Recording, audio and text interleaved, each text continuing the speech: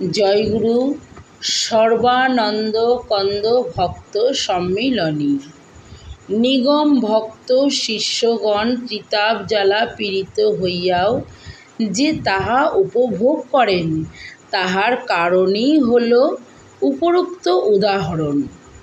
আমরা বহু জন্ম জন্মান্তর ধরিয়া পাপ পুণ্যদায়ক নিত্য কর্ম, নৈমিত্তিক কর্ম ও ইষ্টাপূর্তাদি কর্ম করিতে করিতে কত কর্মফল সঞ্চয় করিয়াছি, কত ভোগ করিয়াছি, আবার নূতন কিছু কর্মফল অর্জন করিয়াছি।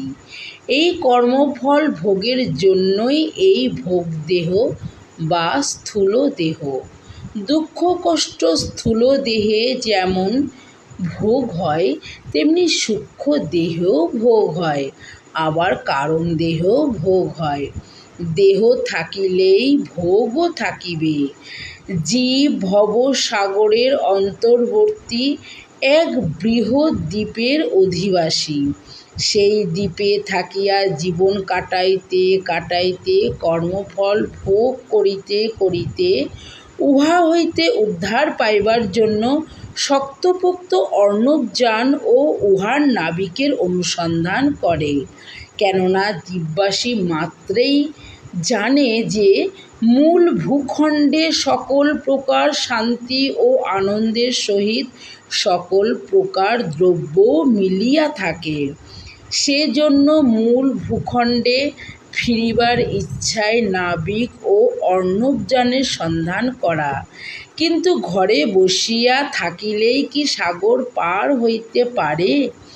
তাহাকে বিষয়ানন্দ দানকারী ত্রিবর্গ প্রথিত গৃহের মায়া ত্যাগ করিয়া সমুদ্রের পারে পৌঁছিতে হইবে। শুধু পারে আসিলেই হইবে না, যে ঘাট হইতে নৌকা ছাড়ে সেখানে আসিতে হইবে এবং নৌকা পারাপারের সময় পর্যন্ত অপেক্ষা করিতে হইবে। বিরক্তি আসিলে চলিবে না, ধৈর্য ধরিয়া অপেক্ষা করিতে হইবে।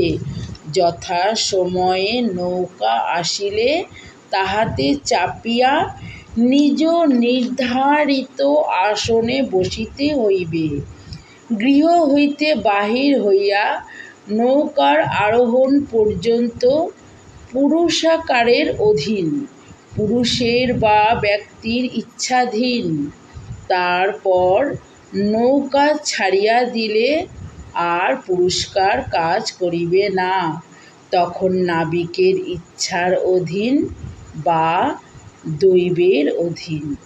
জয়গুরু।